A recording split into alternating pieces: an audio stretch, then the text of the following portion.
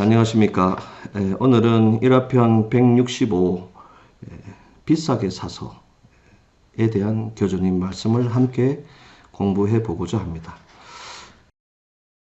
교조님 1화편 165 비싸게 사서 1885년 여름 신메이조에서 들은 이야기에 감명해서 입신한 미야타 젠조는 그 뒤 얼마 지나지 않아 이마가와 세이지로의 안내로 터전에 돌아와 교조님을 뵙게 되었다.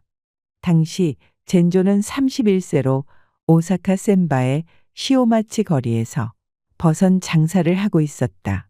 교조님께서는 고맙게도 차근차근 말씀을 일러주셨다.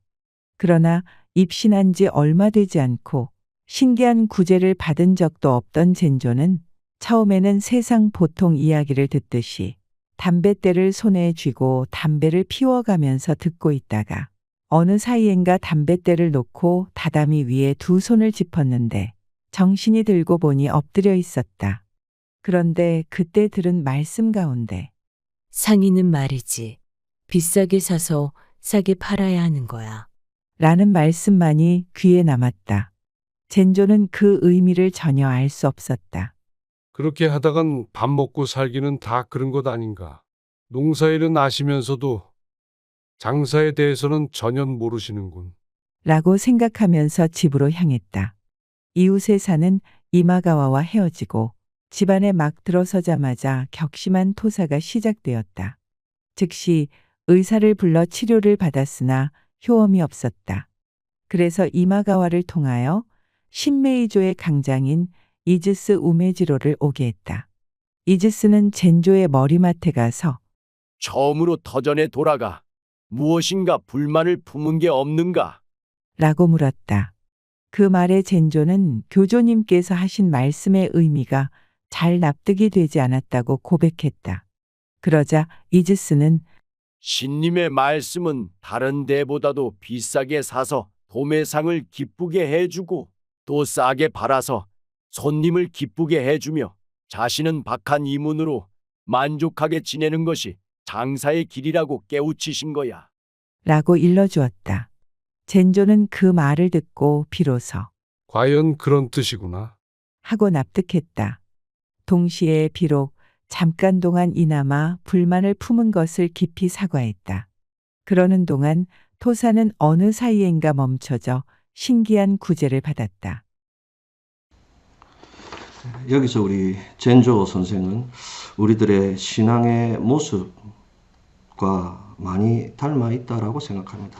그러나 여기에서 아무것도 아닌 이 내용 속에서 교주님께 처음으로 찾아간 젠조의 모습, 이 모습 속에 깜짝 놀랄 만한 사실이 있습니다. 이때 젠조의 나이는 31살, 교주님의 연세는 88세였습니다. 살아있는 신님, 교주님께서 말씀을 하시는데 31살의 젠조가 다리를 옆으로 이렇게 탁 올리면서 담배를 피면서 말하자면 우리가 어떻게 얘기하죠? 고개를 이렇게 푹 숙이면서 아주 편한 자세로 손을 이렇게 하면서 담배를 피면서 교주님의 얘기를 듣고 있는 겁니다.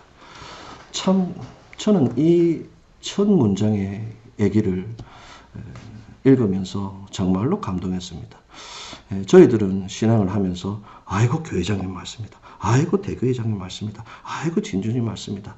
그저 그렇게 생각을 하고 가고 그것이 당연한 것처럼 생각하고 있지만 교주님은 어땠는가? 저 살아있는 교주님, 저 고생을 하신 교주님, 저 수많은 사람을 구제했던 저 교주님 앞에서 50살이나 젊은 그야말로 어린애밖에 되지 않는 젠조가 와서 담배를 피면서 모양새도 아무 때나 하면서 그렇게 듣고 있다. 그것을 따뜻한 마음으로 그야말로 사랑스러운 마음으로 받아주시는 교주님, 그 교주님의 그릇에 감동하지 않을 수 없습니다. 지금의 이 시대를 보면 과연 그럴 수 있을까? 내가 교회장인데, 내가 부교사인데 너는 왜 그렇게 듣느냐? 내가 부모인데 너는 왜 그렇게 듣느냐? 라고 흔히 지적하지 않느냐? 교주님은 그러지 않으셨다. 교주님은 충분히 상대의 입장에 대해서 상대의 마음이 편하도록 배려해 주셨다라고 하는 것을 한번 느껴볼 수 있습니다. 제가 아는 친구 중에 우울증으로 오랫동안 고생한 친구가 있습니다. 신님의 수호로 구제를 실천하면서 지금은 완치되어서 함께 영재로서 열심히 길을 걸어가고 있습니다만, 오래전 어떤 정신과 의사에게 도움받았던 얘기를 해주었습니다. 정신과 의사는 사실은 크게 하는 일이 없이 상대방 얘기를 잘 들어준다 이렇게도 들었습니다만, 너는 그 정신과 의사가 어떻게 좋았냐라고 물어보니까 들어오자마자 담배 한 대 피라 하대요. 그래서 담배를 같이 피면서 얘기를 하니까 마음이 너무 편했습니다. 그래서 제가 그 선생을 만날 때만큼은 우울증에서 벗어나서 내 말을 들어주는구나 하고 마음이 편해져서 도움을 받았던 기억이 있습니다. 상대방의 마음을 편하게 해주는 것, 과연 이것이 교주님의 모습이다. 지금 우리의 이 길은 어떤가? 상대방의 마음을 편하게 해주고 있는가? 상대방의 마음을 불편하게 하고 있는가를 이 가르침을 통해서, 이 교주님의 모습을 통해서 깊이 깨달아 볼 수 있습니다. 가끔씩은 우리 스스로가 높아지려고 할 때, 가끔씩은 상대의 모습을 보면서 이래서는 안 된다, 저래서는 안 된다라는 생각이 들 때, 한참을 어린 손주와 같은 자식이, 손주와 같은 사람이 찾아와서 담배를 피면서 나의 얘기를 듣고 있는 그 교주님의 모습을 한번 떠올리면서 상대방을 존중하고 배려하는 마음을 다스려 줄 수 있으면 좋겠습니다. 그렇게 해서 이 젠조는 교주님께 앞에서 담배를 피면서 무슨 얘기하지 이렇게 듣고 있다가 교주님의 말씀을 점점 듣자 과연 그렇구나 하고 자기도 모르게 엎드려 있었다라고 하는 내용입니다.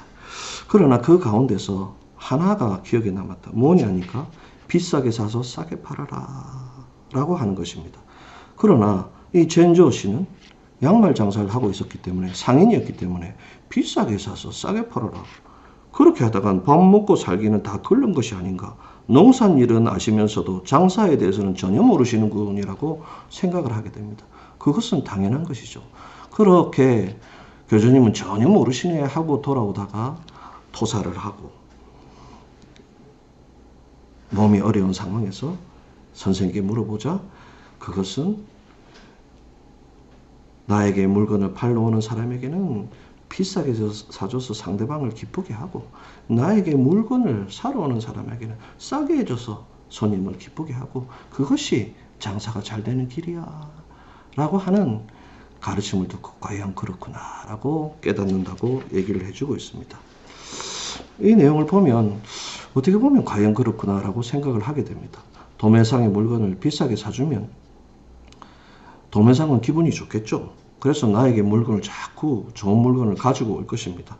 그러다가 내가 힘들어지면 도매상에서는 내 물건을 비싸게 사주는 사람이 힘들어지니까 어떻게든 도와줘야 되겠다 이런 마음이 되지 않겠습니까? 손님 역시도 싸게 팔 때는 손해를 보겠지만은, 그러나 이문을 많이 남기지 않아서 손해를 보는 것까지 느껴지겠지만 장사를 하다 보면 어려운 순간도 오고, 그 어려운 순간이 왔을 때 싸게 팔아주던 사람이 없어지면은 내가 곤란하니까 손님이 좀 더 손해를 보면서 내가 어려울 때는 도와주겠죠. 그래서 길게 장사를 하다 보면 좀 비싸게 사주고 좀 싸게 파는 것이 결코 손해가 아니다라는 생각도 하게 됩니다.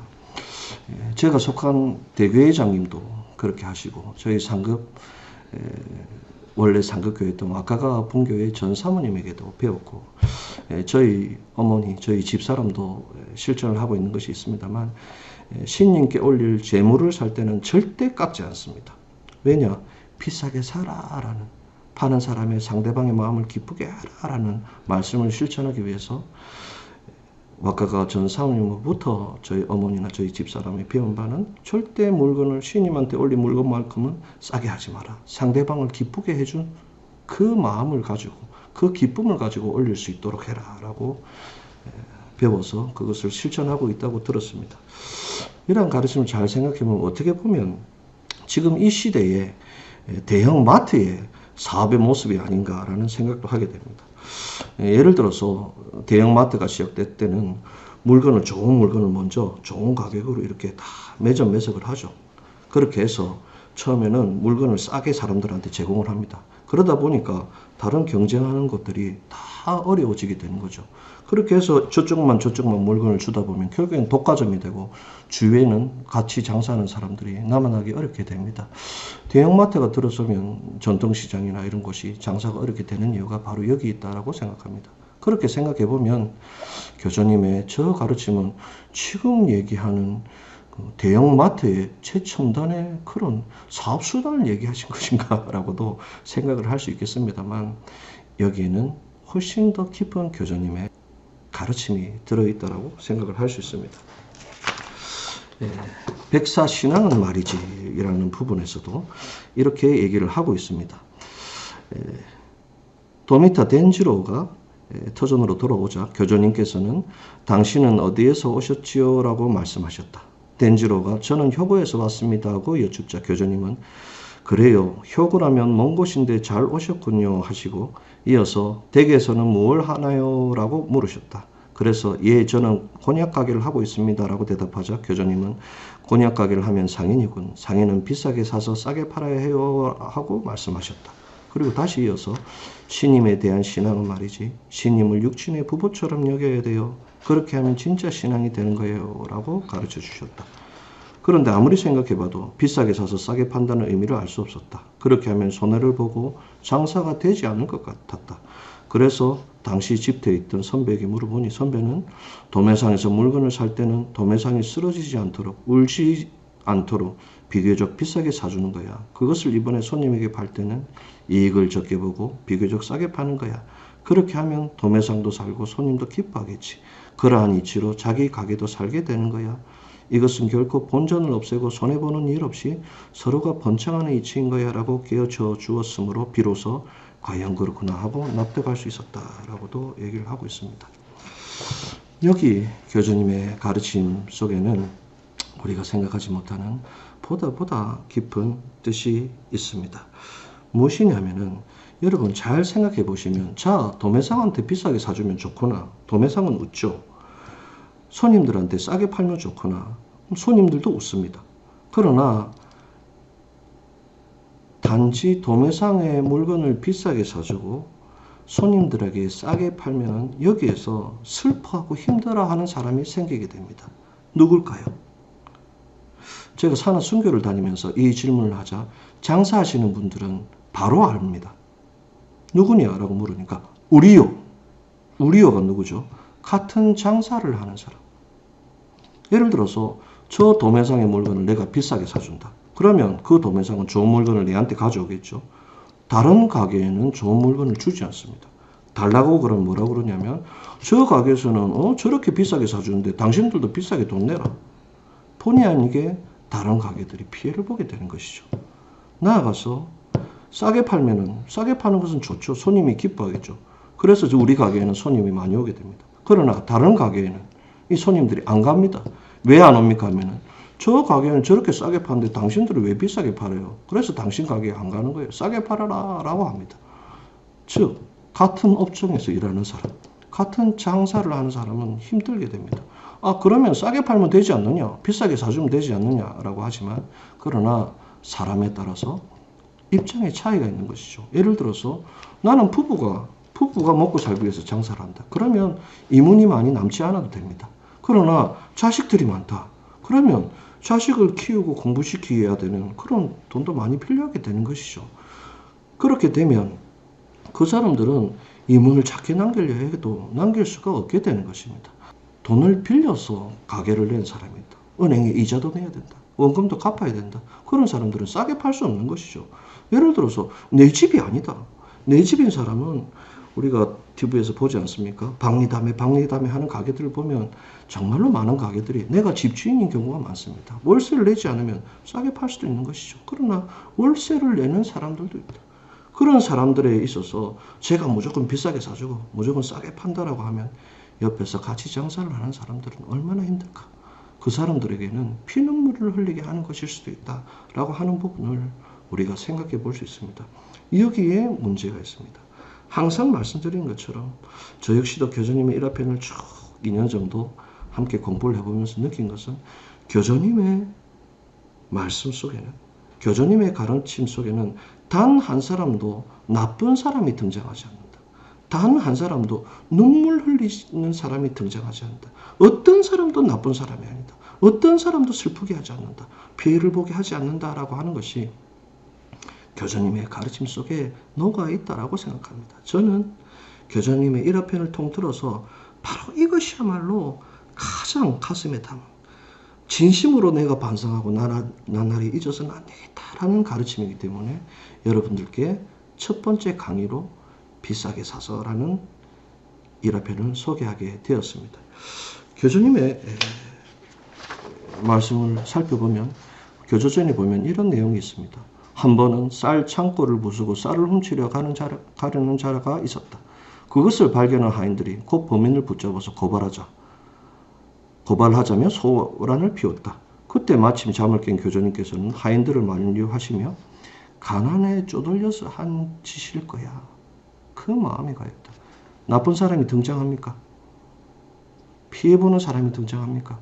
그렇지 않습니다. 하고 오히려 도덕을 위로하고 용서하신 다음에 쌀을 주워 돌려보내셨다. 이것이 교전입니다. 어느 해 가을 추수 때 손이 모자라 일꾼을 하나 더 되었더니 그 사람은 몸이 튼튼함에도 불구하고 게으름만 피울 뿐 다른 사람이 아무리 바빠도 도무지 일을 하려고 하지 않아 여러 사람들로부터 따돌림을 당하고 있었다. 그러나 교주님께서는 그냥 내버려 두시지 않고 언제나 수고가 많구나 하고 인자스러운 말씀으로 꾸준히 이끌어 주셨다. 그 일꾼은 처음에는 그것을 기회로 여전히 게으름을 피웠으나 이후 그 일에서는 정말 부끄러운 일이라 깨닫고 일을 하기 시작하더니 나중에는 그 누구보다 부지런한 일꾼이 되었다. 게으름을 피우는 일꾼, 나쁜 사람이 아니다. 게으른 일꾼을 쓰는 사람도 눈물을 흘리고 억울한 사람이 아니다. 여기에서는 나쁜 사람, 피해보는 사람이 등장하지 않습니다. 또 어느 해의 늦가을 여자 거지 하나가 떼투성이에 젖먹이를 넣고 문 앞에서 구걸했다. 교주님께서는 즉시 죽을 대어 먹이고 옷까지 주신 다음 엄마에게는 이 정도면 되겠지만 등에 업힌 아기에게는 아무것도 못 주었구나. 얼마나 배가 고플까 하며 그 아기를 받아 안고 있는 자신의 젖을 먹이셨다라고 되어 있습니다. 엄마에게 식량을 나눠줘서 좋지만 아기가 힘들어하면 안 되니까 아기의 목까지 챙겨주시는 것. 그 어떤 사람도 교주님 옆에 가면 나쁜 사람이 없다. 억울한 사람이 없다. 눈물 흘리는 사람이 없다. 그것이 교주님의 모습입니다. 여러분들께서도 잘 아시다시피 일화편 내용에 보면 도둑질을 하려는 사람이 집주인이 터전에서 흰옥기증을 하러 들어오자 도둑질을 한 사람이 보따리에 좋은 것들을 많이 들고 이렇게 나가려고 했는데 마침 그 모습을 발견하자 도둑놈이 놀라서 그 보따리를 놔두고 도망을 치게 되죠. 그러자 그 집주인은 교주님께 찾아가서 흰옥기증을 하고 했더니만 교주님 덕분에 도둑질을 맞지 않았습니다. 너무 좋습니다. 도둑 맞지 않아서 감사합니다. 신님의 수호입니다. 라고 하니까 교주님께서는 그거 참 좋은 일이야 라고 하시면서도 필요한 사람에게 주었으면 더 좋았을 걸이라고 교주님께서 말씀하시죠. 도둑놈이 나쁜가? 도둑질을 당하는 사람이 피해자인가? 그것이 아니라 그 어떤 사람도 나쁜 사람이 없다. 그저 도둑질을 하는 사람은 필요한 사람이다. 필요한 사람에게 도둑질을 당하는 사람은 필요한 것을 나눠주는 사람이다. 그것이 교주님이 가르칩니다. 더 극적인 얘기는 잼배님 얘기 속에 있습니다. 남편인 잼배님께서 많이 괴로웠을 것이라 생각합니다. 왜?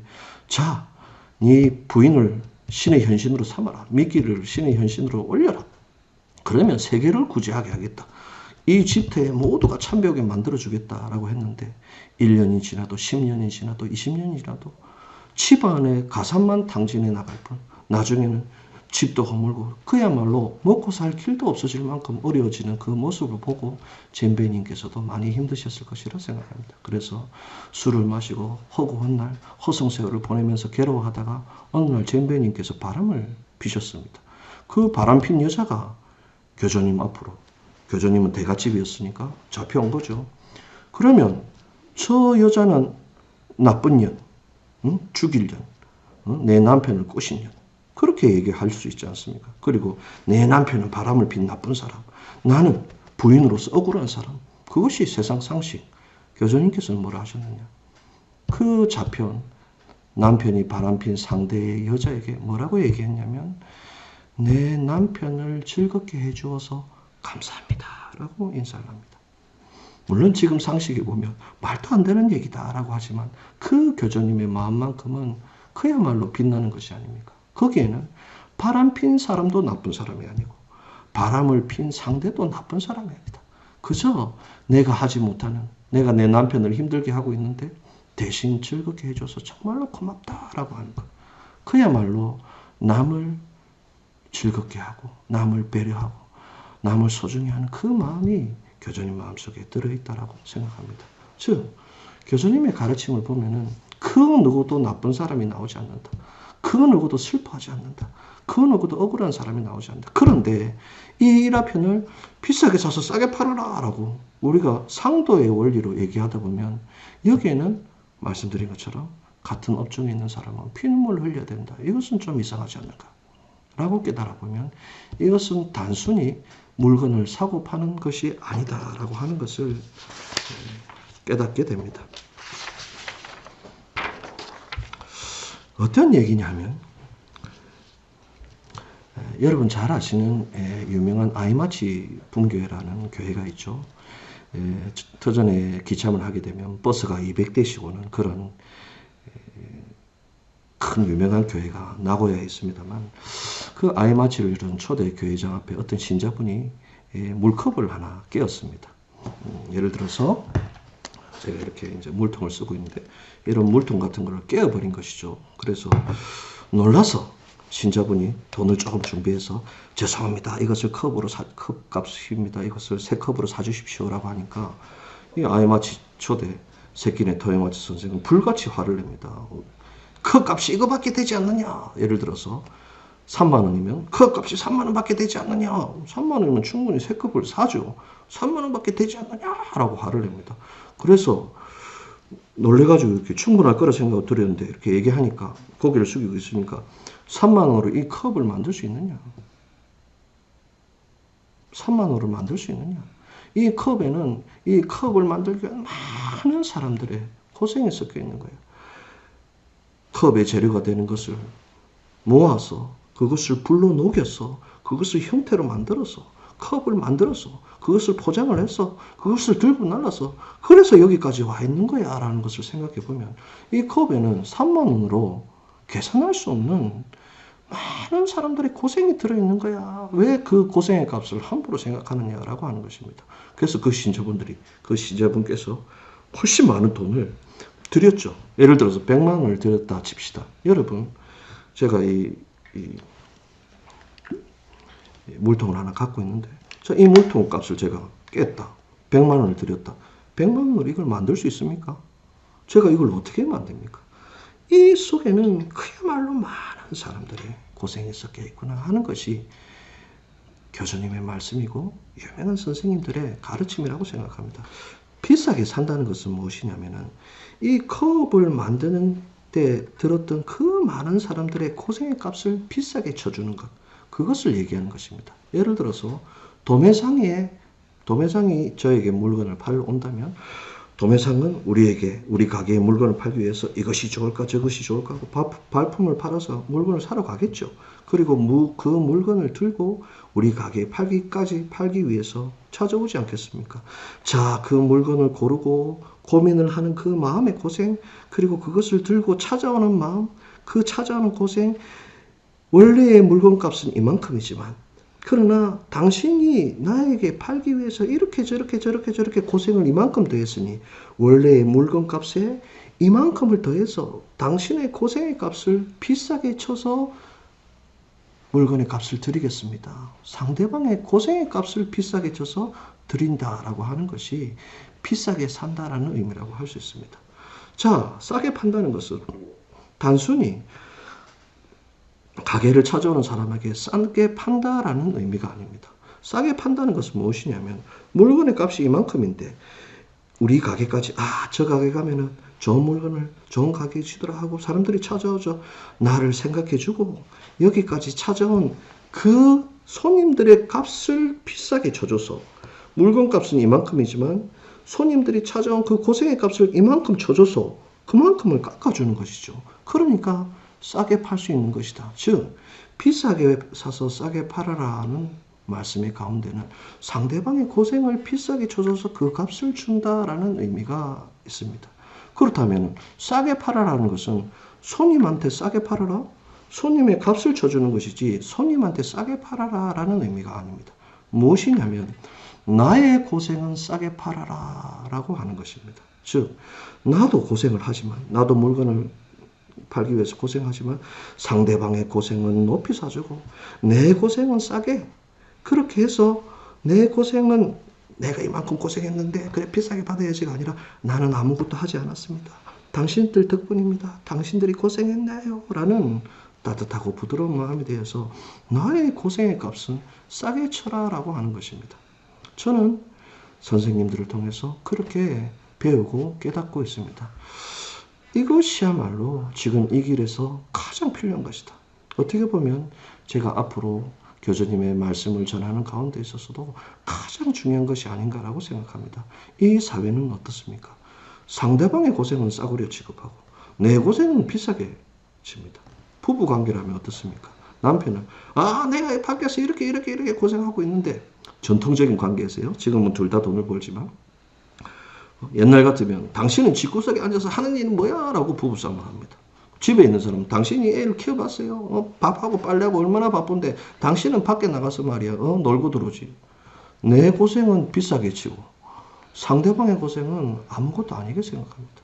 신앙에 있어서도 마찬가지입니다. 자, 교회장은 나는 이렇게 고생하는데 당신들은 왜 안 따라오냐고. 당신 목숨 살려주려고 내가 얼마나 노력을 했는데 당신들은 이것밖에 못하냐라고 내 고생은 높이 쓰고 상대방의 고생은 아무것도 아니게 합니다. 신자분들 역시 마찬가지입니다. 지가 하는 게 뭐라고? 나는 이만큼 고생해서 이렇게 신앙하는데 니 하는 게 뭐냐? 모두 다 내 고생은 비싸게 치고 상대방의 고생은 싸게 하기 때문에 이 길이 이렇게 된 것이 아닌가라고 생각합니다. 제가 강의를 하기 전에 첫 인사 말씀에서 말씀드렸던 것 뭐냐? 상대방을 배려하고 상대방을 인정하는 것, 상대방의 고생을 높이 쳐주는 것. 예컨대 교회에 흰옷기싱을 하러 옵니다. 어떤 사람이 옵니다. 오는데 와가지고 한 10분 정도만 하고 농땡이 치고 하는 흉내만 나고 휙 가버립니다. 다 욕하죠. 교회장도 저거는 말라고 와가지고 말이야. 저 사람은 말이야. 신자분들 욕합니다. 저는 맨날 와가지고 하는 치기만 하고 이렇게 돌아간다. 교주님의 가르침과 틀린 것이죠. 말씀드렸죠. 일 안 하는 사람의 교주님께서는 뭘 하셨습니까? 수고하는구나, 고맙다라고 교주님께서는 말씀해 주셨습니다. 그 사람은 교회에 돈을 받고 오는 게 아니지 않습니까? 흰옷기증을 하러. 자신의 시간을 써서, 다리를 써서, 자비를 써서 여기 옵니다. 그 고생의 값은 왜 치지 않지? 오늘 교회에서 뭐 행사가 있는 날이구나. 내가 조금이라도 도움이 돼야 되지. 그 마음은 왜 비싸게 사주지 않는가? 10분이라도 안 오는 사람들도 있는데 아예 안 오는 사람은 욕을 하지 않습니다. 와달라 합니다. 그러나 온 사람에 대해서 욕을 합니다. 우리가 전도청에서 흰옷기증을 할 때도, 행사에 흰옷기증을 할 때도 흔히 이러한 일들이 일어납니다. 저 사람 왜 열심히 안 해? 저 사람이 열심히 안 해. 돈 받고 와서 흰옷기증 합니까? 그렇지 않습니다. 신님께 은혜 갖고자 하는 마음으로 합니다. 사람에 따라 잘할 수도 있고 못할 수도 있죠. 그러나 우리는 나는 이렇게 열심히 하는데 너는 왜 이렇게 못해? 항상 그런 마음이 돼서 상대방의 마음을 부수고 상대방의 마음에 상처를 입히고 그래서 이 길에서 점점 멀어지게 하는 것이 아닌가라고 생각합니다. 이 길의 주위를 둘러보면 이것보다도 더 중요한 것은 없다. 교주님의 가르침 속에는 누구도 눈물 흘리는 사람이 없다. 비싸게 사서 싸게 팔아라. 상대방의 고생은 비싸게 사고 나의 고생은 싸게 파는 것. 이것이야말로 교주님이 말씀하신 비싸게 사서 싸게 팔아라 라는 의미가 아닐까라고 생각합니다. 제가 포교의 집에 있을 때 일본인들 사이에 외국인 하나가 들어갔죠. 그래서 터전에서 공부할 때는 다르게 완전히 일본인 사회에 들어가다 보면 저는 아무것도 모르는 문화가 완전히 다르니까 바보와 같습니다. 그래서 4일날이 포교의 집 월차제였습니다. 그래서 우리가 월차제를 하면 그날은 같이 모여서 맛있는 것도 먹고 술 한 잔을 먹는 날입니다. 다들 먹고 저는 말도 잘 못하고 뭐 어디도 치워야 될지 잘 모르니까 그냥 설거지하는 데 가서 쭉 설거지만 계속 했습니다. 설거지가 제일 마지막까지 하는 일이지 않습니까? 설거지를 이렇게 쭉 이렇게 하고 있으니까 제가 지금도 잊지 못하는 류호장 선생님, 제가 가장 사랑하는 두 분의 스승이 있습니다만 그 두 분의 스승 중 한 명인 요시카와 토시오라는 류호장 선생님이 설거지하는 외국인인 제 뒤에 와서 제 어깨를 툭 두드리면서 뭐라고 하시냐면 마지막까지 고생하는 사람이구나 라고 해주셨습니다. 마지막까지 고생하는 사람이구나 라고 하는 그 따뜻한 그 손 하나가 얼마나 감동스러웠을까. 저는 설거지하면서 바로 눈물이 나왔습니다. 지금도 그 따뜻한 순간을 잊어버릴 수가 없습니다. 교수님이구나, 교수님이구나, 그렇구나.